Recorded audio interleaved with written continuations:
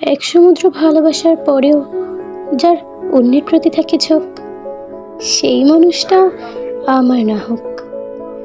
আমার আমিটাকেই প্রিয় না করে অন্যের সাথে তুলনা করেই অনবরত থাকে যার মুখ, সেই মানুষটা আমার না হোক।